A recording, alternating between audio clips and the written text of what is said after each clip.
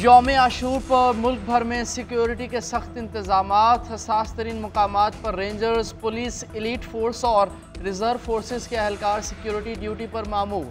जुलूसों के रास्तों में आने वाली मार्केट्स बंद रहेंगी। छतों पर स्नाइपर्स तैनात किए जाएंगे। डबल सवारी पर पाबंदी। जुलूस के रूट्स पर मोबाइल फ़ोन सर्विस मुअत्तल रहेगी। सेफ सिटी और ड्रोन कैमरों की मदद से जुलूसों की निगरानी होगी। लाहौर और रावलपिंडी में मेट्रो बस सर्विस जुज़वी तौर पर बंद रहेगी। वज़ीर आला पंजाब मरियम नवाज़ का जुलूसों और मजालिस के लिए कड़े सिक्योरिटी इक़दामात का हुक्म।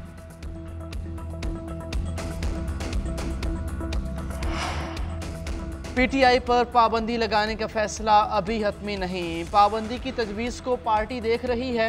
सियासी पार्टियों और इत्तेहादियों से मुशावरत हो रही है। कोई फैसला सियासी नहीं होगा। ऐसा कोई काम नहीं होगा जिससे आइन और कानून पर हर्फ आए। PTI ने गैर मुल्की फंडिंग ली। यहूदियों और ईसाइयों ने भी फंड्स दिए। फॉरेन फंडिंग के सबूत कोई नहीं जुटला सकता। कौमी सलामती के खिलाफ कोई बात नहीं सुनेंगे। 9 मई का वाक़या काबिल मज़म्मत है। जो मुलव्वस हो उसे सज़ा मिलनी चाहिए। महंगाई मौजूदा हुकूमत नहीं लाई। PDM को हुकूमत लेने का शौक़ नहीं था। हुकूमत ना लेते तो मुल्क दिवालिया हो जाता।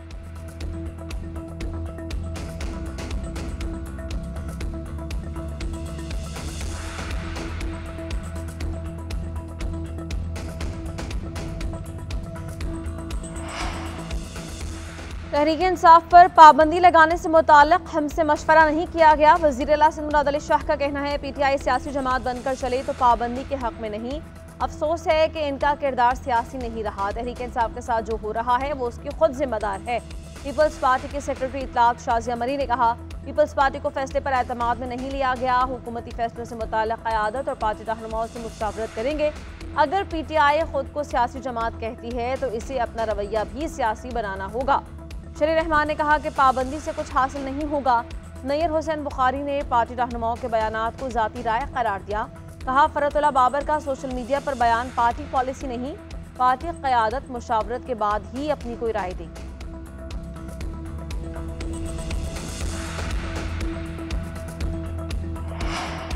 बानी PTI पर आर्टिकल 6 लगना चाहिए। PTI पर पाबंदी के लिए पार्लियामेंट में इत्तेहादियों से मुशावरत करेंगे। वज़ीर दिफा ख्वाजा आसिफ की सियालकोट में न्यूज़ कॉन्फ्रेंस। कहा तौहीन अदालत की कार्रवाई जब भी हुई सियासतदानों के खिलाफ हुई।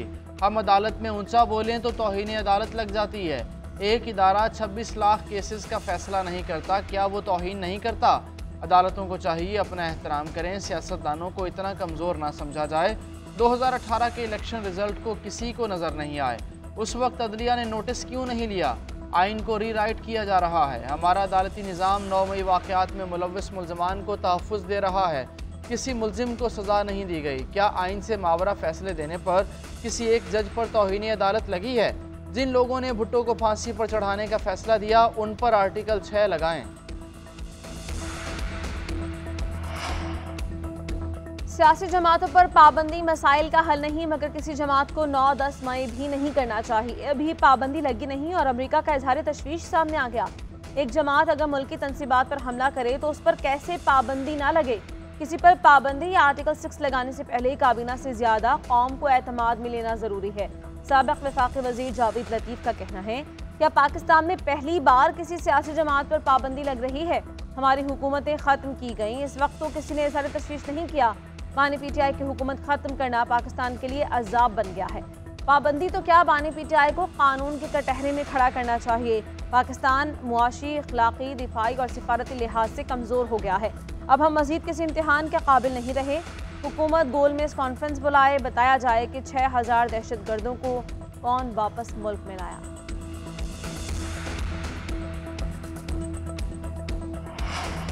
फॉर्म 47 की हुकूमत बहकी बातें कर रही है। ये खुलकर सामने आएं और खुलकर बताएं। ये लोग दोगली पॉलिसी पर चल रहे हैं। ये अपनी सियासत बचाने के लिए उल्टे सीधे बयानात देते हैं। वज़ीर आला KP अली अमीन गंडापुर कहते हैं तहरीक इंसाफ पर किसी का बाप भी पाबंदी नहीं लगा सकता। ये लोग खुद मैंडेट चोरी करके बैठे हैं और सबसे ज़्यादा वोट लेने वाली जमात पर पाबंदी की बातें कर रहे हैं। मखसूस नशिस्तों से मुताल्लिक केस में सुप्रीम कोर्ट के फैसले के बाद चीफ इलेक्शन कमिश्नर को इस्तीफ़ा दे देना चाहिए।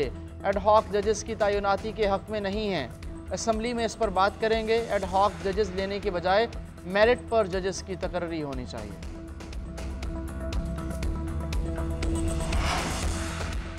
40 साल पहले जुल्फ़िकार भुट्टो ने अब्दुल वली खान की पार्टी पर पाबंदी लगाई, जिससे अदम इस्तेहकाम हुआ, मार्शल लॉ लगा और भुट्टो को फांसी हो गई। अदालत ने मखसूस नशिस्तों के हवाले से जो फैसला दिया उसका एहतराम होना चाहिए।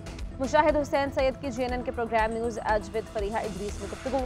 कहा, शहबाज शरीफ ने अपनी हुकूमत का काउंटडाउन खुद शुरू किया, नवाज शरीफ को फ़ायदा मिल गया, उनकी बेटी वज़ीर आला बन गई।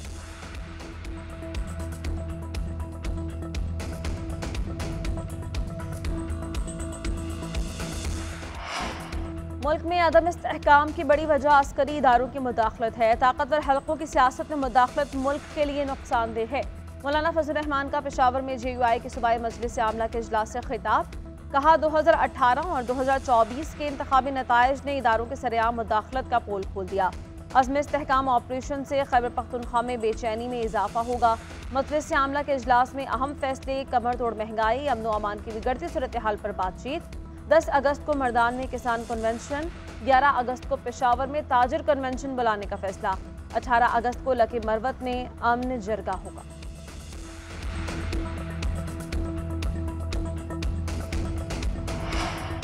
चार एडहॉक जजेस की सुप्रीम कोर्ट में तैनाती की तजवीज़। जस्टिस रिटायर्ड मुशीर आलम ने माजरत कर ली। चेयरमैन जुडिशल कमीशन को ख़त लिख दिया। ख़त में लिखा, एडहॉक जजेस की नामजदगी के बाद सोशल मीडिया पर मुहिम से मायूसी हुई। मौजूदा हालात में बतौर एडहॉक जज काम करने से माजरत चाहता हूँ। एडहॉक जज के तौर पर जो इज़्ज़त बख्शी गई उस पर जुडिशल कमीशन का मशकूर हूँ। किसी और को मेरी जगह मौका दिया जाए। ज़राए के मुताबिक जस्टिस रिटायर्ड तारिक मसूद और जस्टिस रिटायर्ड मज़हर आलम ने रजामंदी ज़ाहिर कर दी है। जस्टिस रिटायर्ड मकबूल बाकर की जानिब से जवाब का इंतज़ार है। चीफ जस्टिस काजी फ़ाइज़ ईसा ने 4 एडहॉक जजेस की तैनाती की तजवीज़ दी थी। मामले पर जुडिशल कमीशन का इजलास 19 जुलाई को तलब। ज़ेरे अल्तवा मुकदमात की बढ़ती तादाद के बायस एडहॉक जजेस तैनात करने का फैसला किया।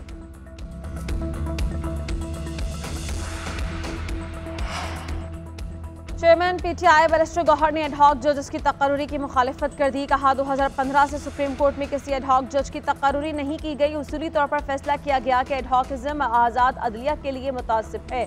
बैरिस्टर गौहर अली, छुट्टियों में चारों एडहॉक जजेस की एक साथ तकर्रुरी गैर ज़रूरी है। इसकी मिसाल नहीं मिलती। इससे केसेस का बोझ कम नहीं होगा। ये पूरे सुप्रीम कोर्ट और उसके जजेस पर समझौता होगा। चीफ जस्टिस को ऐसे नाजुक वक्त में अदालती तनाज़ात से गुरेज करना चाहिए। अपोजिशन लीडर उमर अयूब ने कहा कि एडहॉक जजेस की तकर्रुरी की नई चाल बेंच को फिक्स करने की कोशिश के सिवा कुछ नहीं। ज़ेरे इल्तवा मुकदमात के तनाजुर में तकर्रुरी महज एक बहाना है, जबकि हदफ दरअसल कुछ और है। मुजव्विज़ा एडहॉक जजेस एक मस्बत मिसाल कायम करना चाहते हैं तो उन्हें खुद पेशकश को मुस्तरद करना होगा। बसूरत दीगर कौम उन्हें रबर स्टैम्प के नाम से याद रखेगी।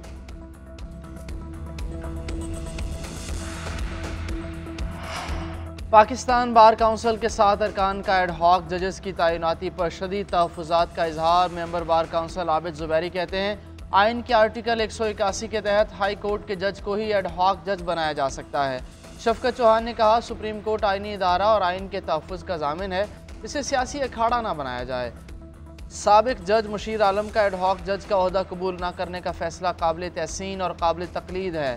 ताहिर अब्बासी बोले, अदालतों और मुल्क को एडहॉकिज़म की नहीं आइनी तरीके से चलाने की ज़रूरत है।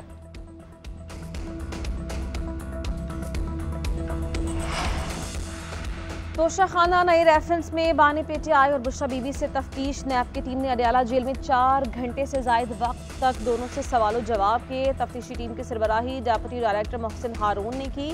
नैब टीम ने 13 जुलाई को बानी PTI और बुशरा बीबी की तोशाखाना में गिरफ्तारी जाहिर की थी। अदालत ने 14 जुलाई को 8 रोज़ा जिस्मानी रिमांड मंजूर किया था।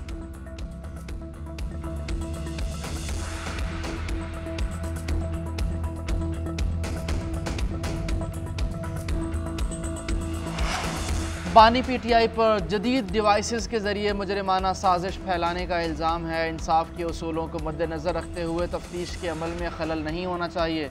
बानी PTI का तमाम मुकदमात में 10 दिन का जिस्मानी रिमांड मंजूर किया है।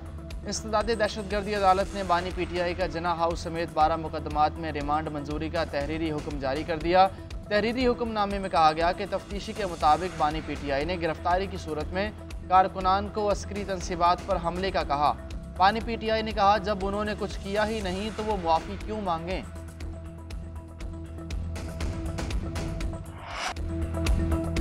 पेट्रोलियम मसनूआत की कीमतों में इजाफे पर शहरियों की दुहाई। हुकूमत से कीमतों में फौरी कमी का मुतालबा। महंगाई से तमाम तबकात परेशान। लोअर क्लास का कहना है कीमतें रोज़ बरोज़ बढ़ती जा रही हैं, ऐसा ही चलता रहा तो लोग सड़कों पर आ जाएंगे। मजदूर तबके के लिए ज़िंदगी गुजारना मुश्किल हो गया है।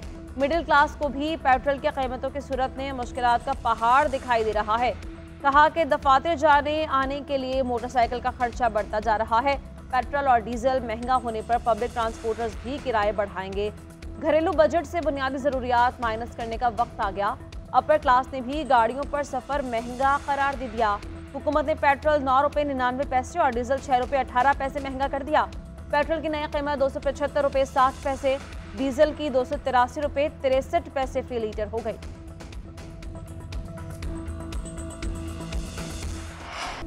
पेट्रोलियम मसनूआत के साथ बिजली के बिल भी जेबें खाली कराएंगे। मुतअद्दिद चार्जेस, टैक्सेस और एडजस्टमेंट के बाद बिल की अदायगी हज़ारों रुपये पर चली जाएगी। 201 से 300 यूनिट इस्तेमाल करने वाले सार्फिन 16,000 रुपये बिल अदा करेंगे। 301 से 400 यूनिट पर 23,000, 401 से 500 यूनिट पर 30,000 बिल आएगा। 501 से 600 यूनिट्स के इस्तेमाल पर 37,000 रुपये अदा करना पड़ेंगे। 3 माह के लिए 200 यूनिट्स तक बिजली की कीमत में इजाफा नहीं किया गया। बिलों में फ़ी यूनिट 3 रुपये 23 पैसे फाइनेंस चार्जेस, 3 रुपये 91 पैसे एडजस्टमेंट शामिल, 18% GST, फ्यूल प्राइस एडजस्टमेंट और एडजस्टमेंट पर भी GST शामिल, 35 रुपये TV फीस और नॉन फाइलर्स पर 4% एडवांस टैक्स भी शामिल है।